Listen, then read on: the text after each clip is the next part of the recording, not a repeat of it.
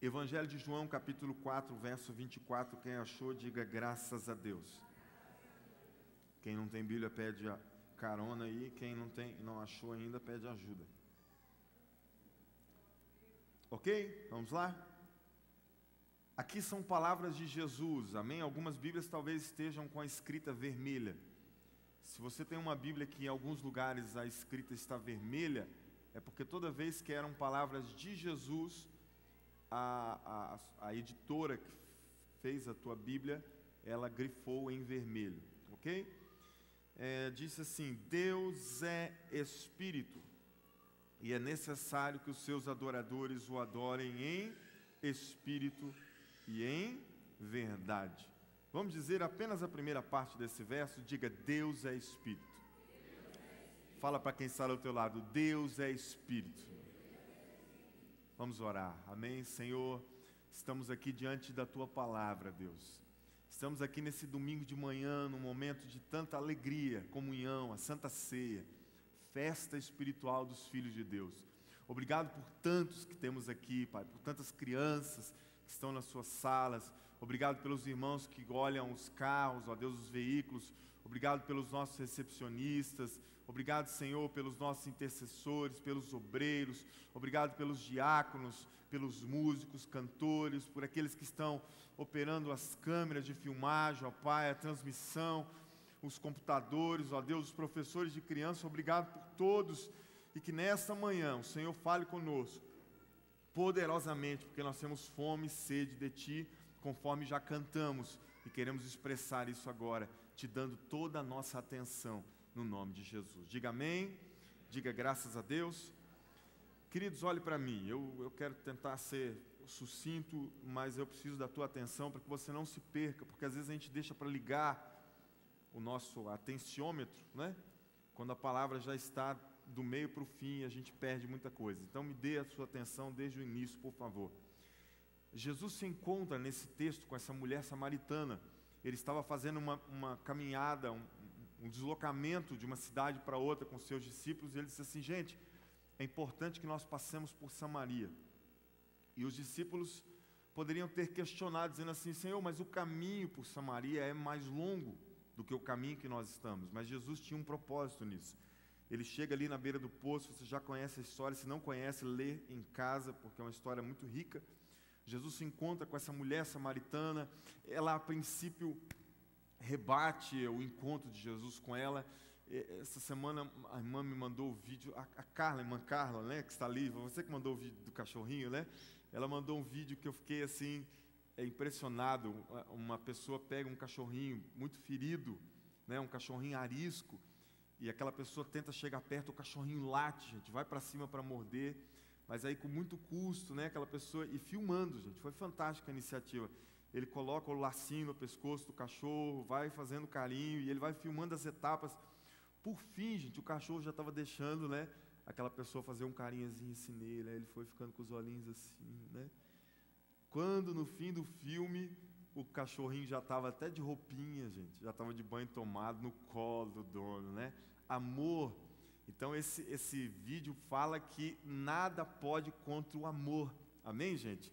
Então aquela mulher estava igual aquele cachorrinho com Jesus, né? Jesus falava, ela, né, dava até umas mordidas nele, mas Jesus foi com amor, até que ele conseguiu tocar no coração dela. E no meio da conversa de Jesus com essa mulher samaritana, Jesus traz no verso 24 desse capítulo 4, uma afirmação que eu e você precisamos refletir nela nessa manhã. Jesus diz o quê? Deus é Espírito. Preste atenção. Deus é Espírito. Esta afirmação de Jesus nos deixa bem claro a condição, o estado, a forma, o que é o nosso Deus. Deus é Espírito. E ele diz, eu não quero dar ênfase ao resto da expressão, que importa que aqueles que o adorem em Espírito e em verdade, mas eu quero que você entenda que Deus sendo Espírito, nós não podemos ver. Se eu perguntasse aqui quantos já viram Deus, pouquíssimos talvez, ou talvez ninguém nesse auditório poderia dizer que você já viu Deus com esse olho, com esse olhar físico nosso. Por quê? Porque Deus é espírito. Então a gente não vê Deus, mas a gente sabe que Ele existe, porque a gente o sente, a gente vê a sua ação. Mas eu quero que você entenda, queridos, que da mesma forma que nós não podemos ver Deus, mas temos certeza absoluta que Ele existe, eu quero que você tenha uma convicção comigo nessa manhã, que aquilo que os nossos olhos podem ver, presta atenção nisso, aquilo que os nossos olhos podem ver não é tudo que existe. Aquilo que você pode tocar, aquilo que você pode ouvir, aquilo que você pode sentir no teu corpo, não é tudo que existe. O que você está querendo dizer com isso, pastor?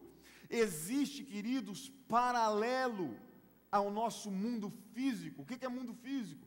É isso aqui, ó, matéria, é o que nós podemos ver, é o que nós podemos ouvir, é o que nós podemos tocar e sentir. Esse é o mundo físico, é a casa que você mora, é o carro que você anda, é o salário que você recebe, é a esposa que você toca. É lógico que o ser humano é uma mistura de espiritual com físico, mas enfim, o que nós podemos contemplar com os nossos olhos carnais, podemos dizer assim, não é só isso que existe. Paralelo a esse mundo físico, existe um mundo espiritual. E é sobre isso que eu quero falar com você nessa manhã. Paralelo a isso que nós chamamos de mundo físico, existe o chamado também mundo espiritual, ou reino espiritual. A palavra de Deus nos mostra claramente que esses dois mundos são diretamente ligados. Não tem como você separar, é só o mundo físico, pastor, é só isso que existe, ou só o mundo espiritual. Deus quis assim, Ele interligou o espiritual com o físico. Quando que Ele fez isso? Quando Ele criou a terra. Quando Ele criou a terra e criou um ser que, como Deus, é triuno. Nós somos espírito, alma e corpo. Então nós temos a parte física, só que nós temos também a parte espiritual. Por isso que eu e você somos o ápice da criação divina. Eu e você somos o top que Deus poderia ter criado nessa terra, porque Ele investiu no ser humano aquilo que é matéria, porque Ele tirou do pó da terra e nos criou, e Ele colocou o Espírito, um Espírito, e mais, depois de Jesus, com a sua morte e ressurreição, Ele colocou o seu Espírito. Então diga para o irmão que está do teu lado, diga, você é fantástico, meu irmão. Se quiser, diga até igual o Tiririca, né? Você é fantástico, meu irmão. Amém? Queridos, preste atenção. Esses dois mundos são diretamente interligados. Se não fosse assim, Paulo não teria escrito aos Gálatas. Veja comigo, Gálatas capítulo 6, você está em João aí? Vai um pouquinho para frente.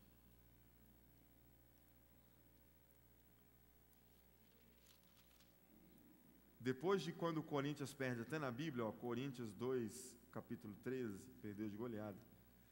Gálatas 6, 12. Olha a prova aqui de que existe um reino espiritual. E quem está falando aqui é Paulo, não sou eu não, viu? Acharam aí? Gálatas 6. Não é isso não, gente.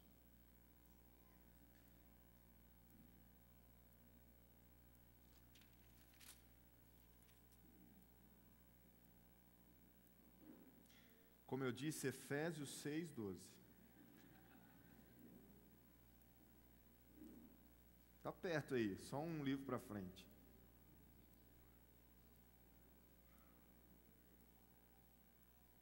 Efésios 6, 12, amém? Olha o que Paulo disse. Pois a nossa luta não é contra seres humanos. A tua Bíblia talvez esteja carne ou... O que é carne ou sangue, gente? É reino físico. Diga comigo, carne e sangue, reino físico. Então ninguém duvida que existe um reino físico. Porque se a pessoa duvidar, nós estamos vivos. Mas olha, Paulo mostra um reino espiritual aqui, ó. Olha que maravilha. No verso 12. Pois a nossa luta não é contra seres humanos, está na minha Bíblia, ou seja, reino físico, mas contra os poderes e autoridades, contra os dominadores deste mundo de trevas. Que mundo é esse que ele está falando? Contra as forças espirituais do mal nas regiões celestiais. Deixa a Bíblia aí, olha para o pastor. Paulo deixa bem claro para mim e para você que existe um mundo físico que é carne e sangue, e paralelo a ele existe um mundo espiritual, seres espirituais. Na verdade, quando a Bíblia fala de céu, na verdade, quando a Bíblia diz assim, que no Salmo, como nós lemos semana passada, 115:16, que os céus são do Senhor, quando a Bíblia diz que esses seres estão nas regiões celestiais, quando a Bíblia diz céu, querida, ela não está se referindo a nuvens, aos ares que nós podemos ver, a Bíblia não está se referindo às galáxias. A Bíblia, quando aponta para céu, quando a Bíblia diz céu, ela está apontando para o reino espiritual. Porque a gente fala assim, o Senhor está nos céus. Aí as criancinhas pensam, então se eu voar num avião, eu vou ver Deus. E não é assim. Quem já voou acima das nuvens, você já viu como é bonito lá? Alguém viu Deus, gente, lá acima das nuvens? Alguém viu? Não. Os astronautas já foram até a Lua, estão fuçando até chegar em Marte agora, né?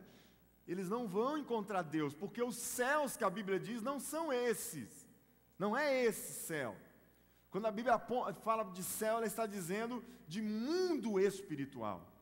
Então Paulo está dizendo aqui bem claro que existe isso. Amém, queridos? E é bom lembrar que tudo o que aconteceu na vida de Jó, preste atenção, você conhece a história de Jó, tragédias, mortes, perdas, toda aquela, perdão a expressão, mas aquela desgraça literalmente, que aconteceu na vida de Jó, começou aonde? Não precisa ler agora, mas você se lembra que no capítulo 1, no livro de Jó, no verso 6, começa a grande tribulação dele. O que aconteceu lá? Depois você lê em casa, verso 6 de Jó 1, a Bíblia diz que Deus chamou os anjos, os seus filhos de Deus, anjos, para se apresentar a ele. No meio dos anjos veio um abelhudo que era Satanás. E Satanás chega, e isso está acontecendo aonde? No reino físico? Não, no reino espiritual. Satanás chega diante de Deus e Deus fala assim, de onde você vem, diabo? Ele fala de rodear a terra, passear por ela. O diabo fica tocando em roda da terra assim o tempo inteiro. E Paulo diz mais tarde o que ele faz, ou o que ele quer fazer. Ele fica rodeando, buscando alguém que ele possa tragar. Então o diabo falou, eu estava rodando a terra, Senhor. Aí Deus, para se exibir um pouquinho, falou assim, você viu meu servo Jó? Jó é tudo de bom. Aí o diabo, astuto, né? Fofoqueiro, nojento, ele falou assim, mas é lógico que Jó é assim bom. O Senhor dá tudo para ele, ele é seu filhinho querido, o Senhor deu carro, o Senhor deu casa, deu carro, casa, roupa, comida lavada, comida, roupa lavada, né? O Senhor deu uma esposa maravilhosa, assim, meio QBU, mas é maravilhosa, ama ele. O Senhor deu filhos para ele, é assim até eu. Faz isso comigo para o Senhor ver, o Senhor não te adora. Aí Deus falou, não, você está achando que é por causa disso que Jó me serve, me adora? Eu vou permitir que você tire tudo que ele tem e você vai ver. Aí Deus permite que o diabo toque na vida de Jó. Só que aonde que começou as coisas ruins que aconteceram na vida física de Jó? Começou no reino espiritual. Você está entendendo quanto isso é sério? Olha aqui para o pastor. O reino físico e o reino espiritual, eles caminham de forma paralela. Pastor, me desculpe, mas eu não acredito nisso. O fato de você acreditar ou não vai mudar. Isso é uma realidade. Não faça vistas grossas a isso. Então nós chegamos, queridos, ao consenso de que existe mesmo esse tal de mundo espiritual, embora a gente não possa ver, mas ele existe. E eu quero recordar com você o que nós falamos aqui no último domingo, no verso 16 do Salmo 115, quando nós lemos o salmista dizendo assim, os céus, os mais altos céus pertencem ao Senhor. De que o salmista estava dizendo aqui? Das nuvens, das estrelas? Olha para mim. O salmista estava dizendo assim, o reino espiritual pertence ao Senhor. Amém?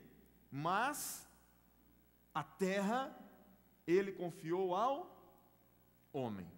Este confiar aos homens inclui o poder, preste atenção, de interferir através do reino físico no reino espiritual. Deus permitiu, gente, presta atenção, porque isso é muito, talvez seja simples para alguns aqui, você já conheça isso, mas isso é muito sério. Deus permitiu que eu e você, como seres físicos também, que vivemos nesse mundo, pudéssemos interferir no reino espiritual. Deus não nos criou apenas para reinarmos no mundo, não é, como eu disse semana passada, você não está aqui para ganhar dinheiro apenas, para construir uma casa, uma família, são coisas físicas, coisas materiais, mas Deus te deu esse privilégio também de influenciar como pastor. Como que eu posso tocar no mundo espiritual? Como que eu posso, com a minha vida aqui física, interferir no mundo espiritual? Olha as palavras de Jesus, Evangelho de Mateus, volta um pouquinho. Vamos passear na Bíblia aí, gente? Teve gente que a semana inteira nem pegou nela em casa. Toma vergonha, rapaz. Mateus capítulo 18, verso 18. Está mostrando para mim e para você como nós podemos interferir no mundo espiritual. Gente, se você aprender essa palavra aqui e praticar, a tua vida nunca mais será a mesma. Ainda bem que tivemos 2 améns. Se você aprender isso aqui, praticar, a tua família toda será transformada. Até a tua vida financeira vai melhorar. Até o teu casamento vai ficar melhor. Falar em casamento, sabe o que vem, hein, gente? O negócio promete aqui, ó. Eu não sei, eu acho que não tem mais vaga, mas quem ficou aí para a última hora, chora lá com o pastor Cláudio. Ó, o pastor Cláudio está lá atrás, aquela cara de bravo, mas cara de bravo ele ri. Faz cara de bravo aí, pastor. Mas se você conversar, ele ainda arruma uma vaguinha para você, amém? Vai ser muito bom o nosso jantar aqui. Olha como eu e você podemos tocar no reino espiritual. Achou aí Mateus 18, 18? Digo-lhes a verdade, Jesus que está dizendo, tá? Tudo o que vocês ligarem na terra, terá sido ligado aonde? Olha para mim, versão minha. Tudo o que vocês ligarem no reino físico, será ligado no reino espiritual. Amém? E tudo que vocês desligarem na terra terá sido desligado no céu. Gente, olha que maravilha isso aqui. Jesus deu para mim e para você a autoridade. Gente, isso é fantástico. O poder, a influência de tocarmos no reino espiritual, através da nossa vida aqui na terra. Amém, gente? E por que nós temos essa autoridade? Porque o próprio Jesus, que tinha ela nas suas mãos, deu para nós. Você não pode dar aquilo que você não tem, e você também não pode dizer que tem aquilo que não tem. Mas Jesus deu para nós, Ele confiou. E quando que Ele nos deu essa autoridade? Quando Ele entregou nas mãos da igreja a chave, que quando é usada aqui na terra, move o reino dos céus, ou o mundo espiritual. Jesus colocou na minha e nas tuas mãos uma chave, que se você girar ela aqui na terra, algo acontece lá no mundo espiritual. Posso ouvir um glória a Deus por isso? O teu glória a Deus não está tão forte ainda, porque você ainda não tem noção do que você pode fazer com essa chave. E até o fim das minhas palavras, que eu já estou concluindo, você vai ficar maravilhado com isso. Gente, presta atenção. Quando eu e você usamos essa chave no reino físico, fatos extraordinários começam a ser gerados no reino espiritual e acontece aqui nessa terra. Amém? Olha só a conversa de Jesus, não precisa abrir para a gente ganhar tempo. Um pouquinho antes, no Evangelho de Mateus, no capítulo 16, com Pedro, só para quem está anotando. Olha para mim, eu vou te contar o que Jesus conversou. Ele chamou os discípulos e falou assim, gente, fala para mim o que o povo aí está dizendo que eu sou. Aí uns falaram assim, uns dizem que o Senhor é João Batista, outros dizem que o Senhor é um profeta, mais um profeta, outros dizem que o Senhor é Jeremias ou Isaías, não sei bem o que eles disseram. Aí Jesus falou assim, mas e vocês? Para vocês quem eu sou? Aí a turminha assim dos 12, uns ficaram assim, né? Mas aí Pedrão, né? Pedrão não perdia tempo. Ele falou assim: tu és o Cristo, o Filho do Deus vivo. Maravilha, Jesus virou para ele e falou assim: muito bem, né? Como é que eu... Deixa para lá. Jesus falou assim: muito bem, Pedro, não foi carne e nem sangue que te revelou isso, mas foi o meu Pai que está nos céus. E sobre esta palavra, que palavra é? Eu não sei, querido, deixa eu abrir um parênteses aqui. Com todo respeito, se tiver algum irmão católico aqui, não estou falando de você, mas eu não sei como que os padres conseguem ter a interpretação de que Jesus estava se referindo a Pedro nesse texto. Jesus estava conversando com Pedro, mas é bem claro, porque ele diz assim: Pedro, e sobre esta palavra, que palavra é essa? Sobre a palavra que saiu da boca de Pedro. Qual foi a palavra que saiu da boca de Pedro? Tu és o Cristo, o Filho do Deus vivo. Então Jesus estava falando na verdade dele mesmo. Porque ele diz assim: Pedro, sobre esta palavra que você liberou, que eu sou o Cristo, o Filho do Deus vivo, eu edificarei a minha igreja. E ele diz mais: e as portas do inferno não prevalecerão contra ela. E eu te darei. Agora Jesus está falando de quem? Primeiro ele fala dele, que ele era o Cristo, o Filho do Deus vivo. Depois ele começa a falar da igreja, que seria edificada sobre ele. E aí ele já está falando da igreja, e ele diz assim: para esta igreja eu darei a chave dos céus. Olha que maravilha isso, queridos. Eu darei a vocês a chave do reino dos céus. E Jesus repete o que nós lemos no capítulo 18: o que vocês ligarem na terra terá sido ligado nos céus, e o que vocês desligarem na terra terá sido desligado nos céus. Jesus confiou a mim e a você essa chave, essa autoridade, esse poder. Queridos, preste atenção: tudo vem de Deus, tudo é feito pelas mãos de Deus, mas Ele confiou a nós a prerrogativa de darmos o start, de darmos o play. Como que é isso, pastor? Eu não sei se eu creio que o Espírito Santo está conseguindo deixar isso bem claro no teu coração, porque eu não estou dizendo aqui que eu e você fazemos as coisas e geramos ela, não. Tudo vem das mãos de Deus. Mas Ele permitiu, prerrogativa é um direito de fazer algo.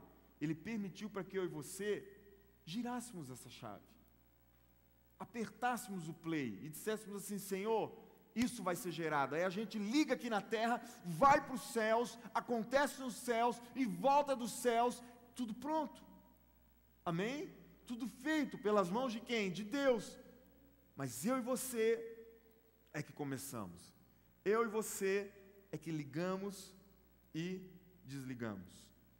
E através de Jesus, a nós foi confiado esse poder e essa autoridade. Só que muitos de nós, queridos, ou não sabemos ou ignoramos essa verdade, porque a gente não usa essa chave. E infelizmente, olha o que eu vou te dizer aqui, é muito sério. Infelizmente, muitos homens e mulheres têm usado o mundo espiritual para influenciar o mundo físico com maldades, com coisas ruins, fazendo o quê? Ações que invocam poderes satânicos, diabólicos, demoníacos, para gerar o mal na vida de pessoas. Não seja ignorante, querido, quanto ao fato de que toda sexta-feira, à meia-noite, pessoas estão indo para os terreiros de macumba, estão indo para as encruzilhadas, fazer trabalhos para ou beneficiar a sua vida, ou, na grande maioria, prejudicar a vida de outros. Milhares e milhares de pessoas fazem trabalhos como macumbaria, feitiçaria, bruxaria, voodoo, rituais macabros, magia negra. Queridos, eu fui estudar um pouquinho essa semana sobre isso, um pouquinho mais sobre esse assunto, e eu fui obrigado a assistir a alguns rituais de magia negra, pela internet, amém, gente? É bom deixar bem claro, tá? Não fui em nenhum terreiro de macumba, não. Mesmo porque se eu fosse, o ritual não aconteceria. E não é só eu não, você também. Se você chegasse no terreiro, o diabo ia falar assim: hoje não dá para fazer o trem aqui. tem alguém atrapalhando, que é ele, ó, manda embora. Aí antes de você ir embora, você expulsava uns 1000 demônios e ia embora, viu? Não? Deus pode te usar nisso aí. Usa a chave, filho de Deus, que está na tua mão. Cutuca o irmão que está atrás e fala para ele, usa a chave que está na tua mão. Mas olha para mim, eu pude assistir alguns rituais. Gente, uma casa nos Estados Unidos, foram encontrados 57 corpos mutilados em rituais de magia negra. Mais de 30 crianças decapitadas. Os policiais do FBI, quando entraram naquela casa, o policial é acostumado a ver sangue, é acostumado a ver coisa ruim, eles passaram mal ao entrar naquela casa e pegar aqueles feiticeiros no ato, sangue para todo lado, símbolos de magia negra em cima das camas, taças de sangue para que os demônios pudessem beber isso. Gente, sabe o que é isso? É gente que acredita que existe um mundo físico e um mundo espiritual. E do mesmo jeito que existe um mundo espiritual de Deus, existe um mundo espiritual da maldade. Porque senão Paulo não teria escrito para nós aqui aos Efésios. Então preste atenção, abre os teus olhos para isso. Tem gente destruindo vidas. Tem gente que, olha, queridos, milhares e milhares de servos de Satanás fazendo coisas ruins para as pessoas, e o fato de você não acreditar nisso não vai mudar, porque eles estão fazendo. Ah, pastor, eu não creio nesse negócio não, eu já até chutei macumba e tal. Eles, sabe, a gente fica desacreditando e o diabo bate palma quando a gente desacredita dessas coisas. É isso aí, povo de Deus. Fechem os olhos para aquilo que eu tenho feito com as pessoas, porque se você não acredita, você logo também não vai lutar contra. Se você não acredita, você não vai fazer nada para combater isso. E o diabo acha o máximo. Deixa eu te dar um exemplo disso para a gente passar para o final da mensagem. Você já viu que de uma hora para outra a pessoa se torna riquíssima? De uma hora para outra um ator que ninguém conhecia estoura no Brasil e no mundo?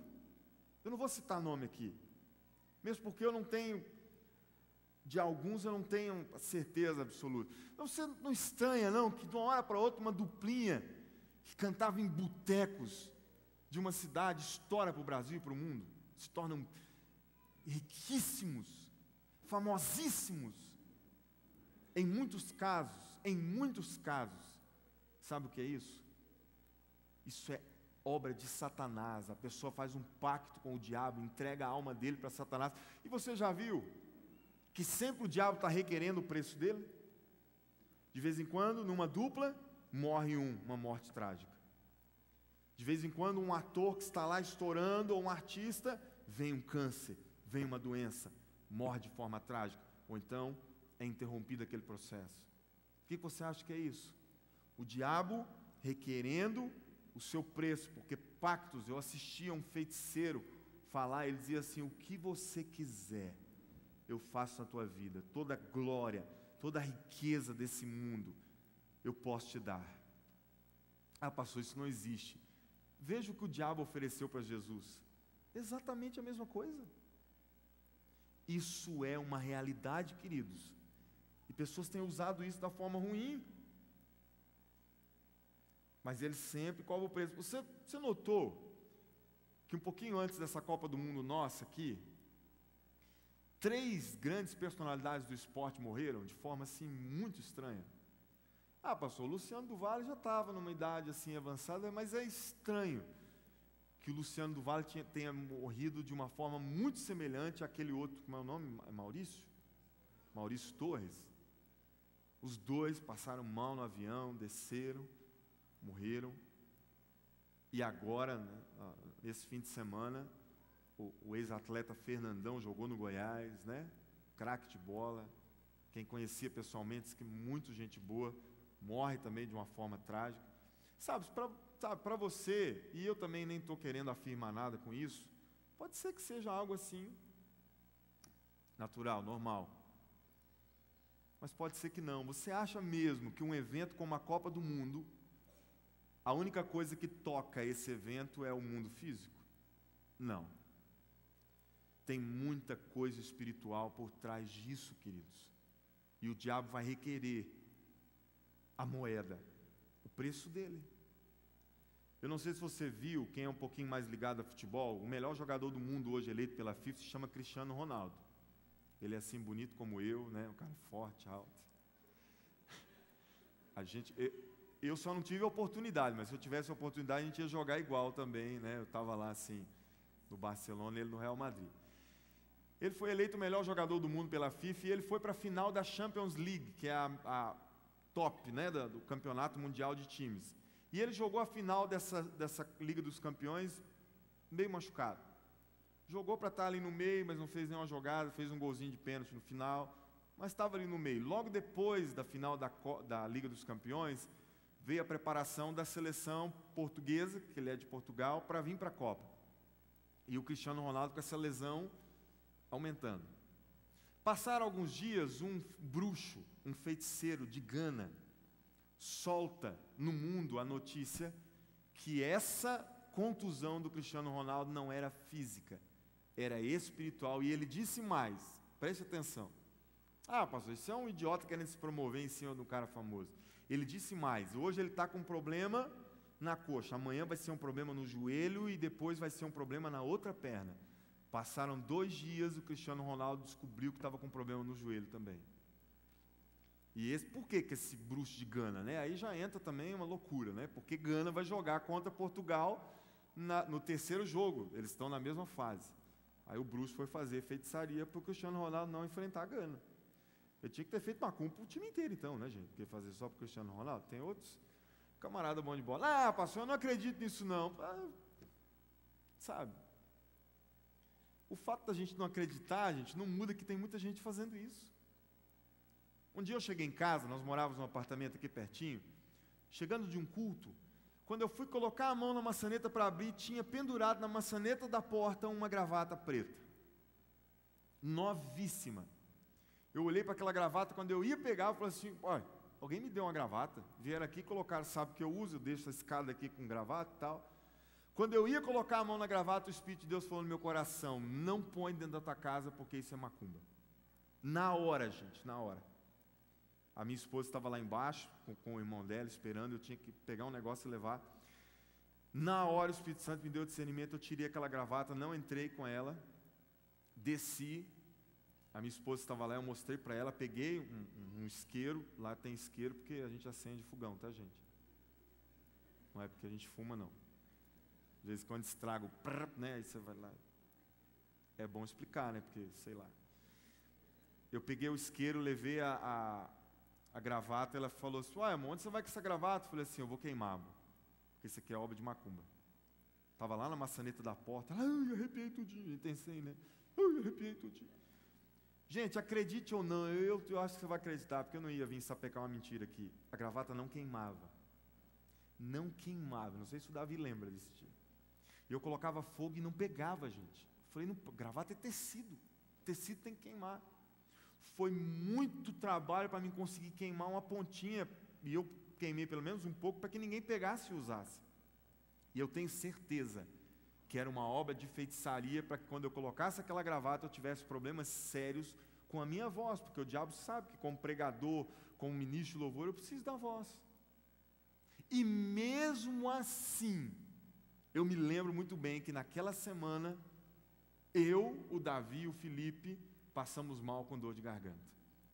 Ah, pastor, então você não estava vigiando? Estava. Mas para você ver que o negócio não é brincadeira. E se eu tivesse entrado então com aquela gravata para casa, usado ela? Sabe, queridos, preste atenção porque isso é muito sério. Mas e aí, pastor, o que nós vamos fazer? Nós vamos ficar trancados aqui num quarto, batendo as pernas de medo. Deus me livre, pastor do céu. Isso aí está acontecendo, né? Nós vamos ficar trancados enquanto muitos, milhares, estão sendo ceifados pelo inferno, gente. Você vai ficar com medinho disso? Não, jamais. Entenda o que Deus deu para você. Amém? Tome posse disso. Use o que você tem nas suas mãos como igreja com autoridade. O que diz lá em Mateus 16, 18? Preste atenção.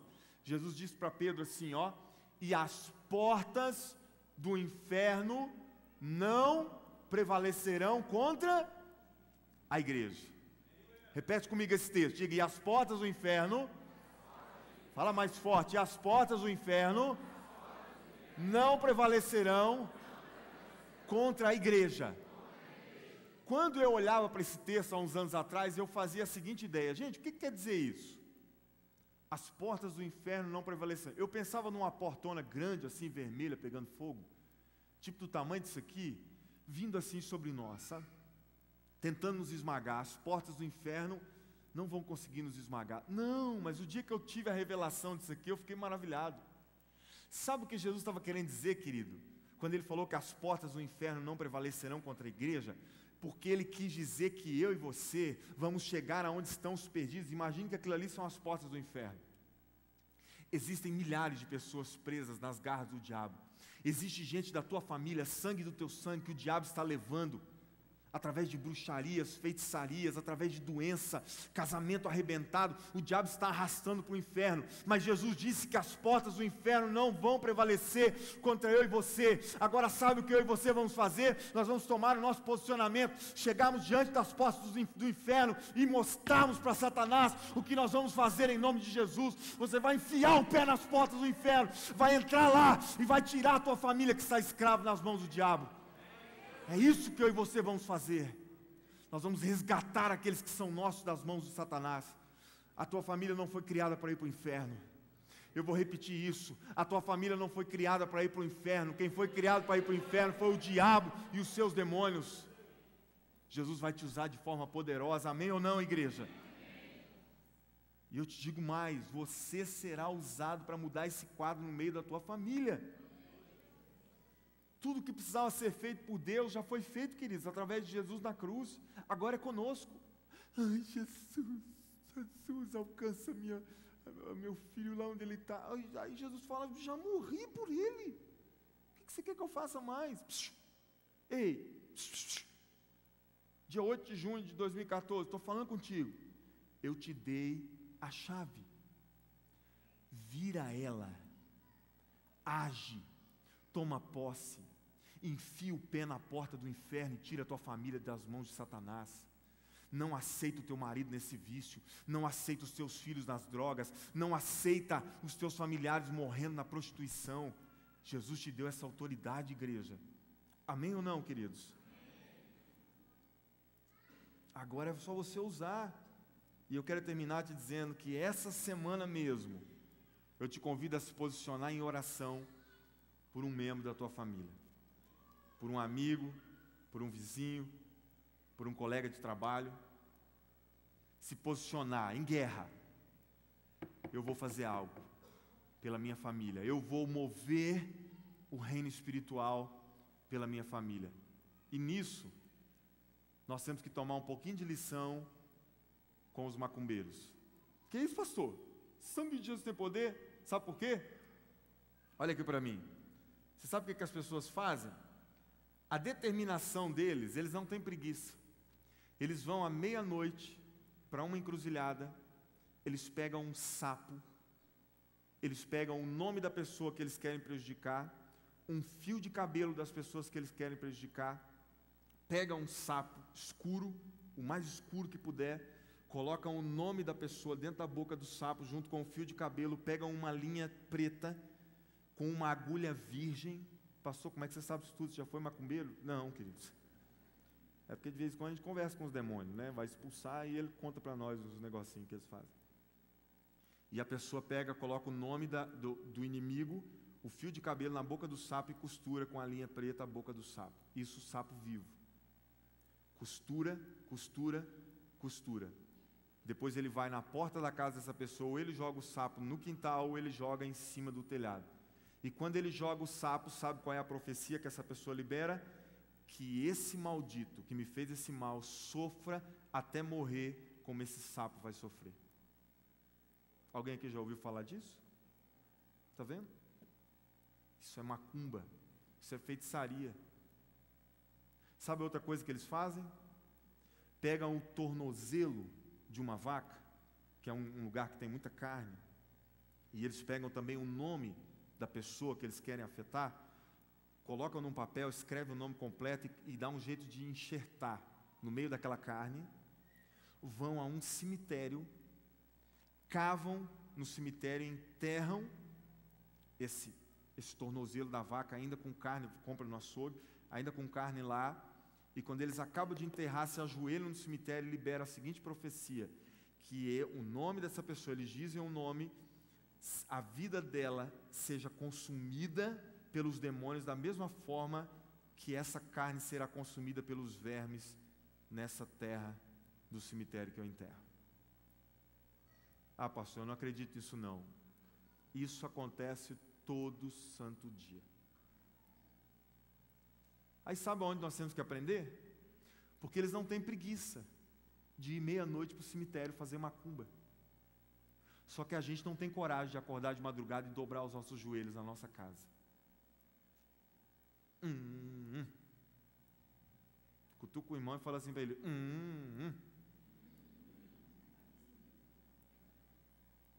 Eles não têm nojinho de pegar um sapo e fazer uma macumba dessa, um voodoo desse, para arrebentar com a vida de uma pessoa.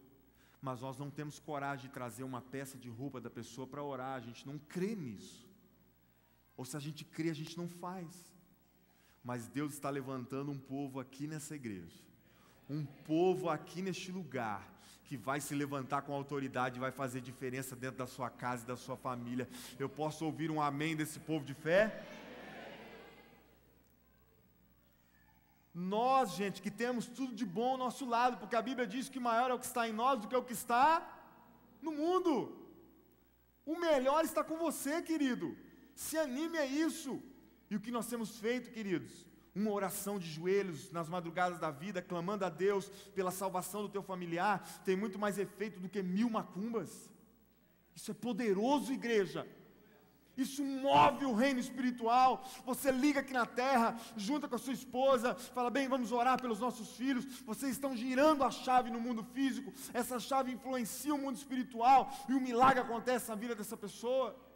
Usa isso, queridos, porque as pessoas estão usando para o mal, e a gente não usa para o bem, porque a gente está, sei lá, pensando em quê. Faça isso. E eu termino te dizendo, o profetizar de um homem e de uma mulher de Deus quebra toda a ação do inimigo. Diga que a tua família será salva, acredite nisso, profetize isso, diga que a tua cidade será ganha para Jesus, amém? Deus está desafiando essa igreja hoje aqui, a entrar em guerra pelo mínimo por 3 pessoas, essa semana. Preste atenção, entrar em guerra essa semana por no mínimo 3 pessoas. O que eu vou fazer, pastor? Você vai orar. Você vai orar de dia enquanto você lembrar. Você vai orar de madrugada, você vai colocar o celular para despertar e vai dobrar os joelhos, vai colocar o nome dessas pessoas. Se quiser até escreve no papel. E ora por eles. E você vai fazer um jejum durante essa semana, para que Deus te dê unção. Porque você vai ligar para essas pessoas, você vai visitá-las, e você vai ser usada para que domingo que vem, preste atenção, domingo que vem, no mínimo dessas 3 pessoas, uma, mas eu profetizo que as 3 vão aceitar, estarão com você aqui no culto que você vier, ou de manhã ou à noite, porque domingo que vem, Deus vai usar para que nesse altar seja pregada uma palavra de salvação, uma palavra de reconciliação, e essa pessoa que você trouxer terá a sua vida transformada no nome de Jesus. Posso ouvir um amém? Amém. Mas o que nós temos que fazer, queridos? Nós temos que trabalhar. Amém? Nós vamos trazer pessoas que não conhecem a Jesus. É essa mesmo que você vai pegar o nome dela e vai orar a semana inteira por ela. Mas você tem que orar. Você tem que girar a chave. Você vai fazer um jejum específico. Deus, eu quero levar essa pessoa, sabe? E você vai ligar para ela. Vai ligar, vai visitar. Olha, eu vou com você. Eu passo aqui e te pego. Domingo que vem terá uma palavra preparada para isso em nome de Jesus. Eu quero perguntar, quem aceita esse desafio, a não ser que você não tenha ninguém na tua casa precisando de salvação, se não tiver na tua casa, você tem no teu trabalho, se não tiver no trabalho, tem na vizinhança, mas quem tem alguém que você crê que você pode virar a chave para que essa pessoa seja tocada, fica de pé no seu lugar e nós vamos orar.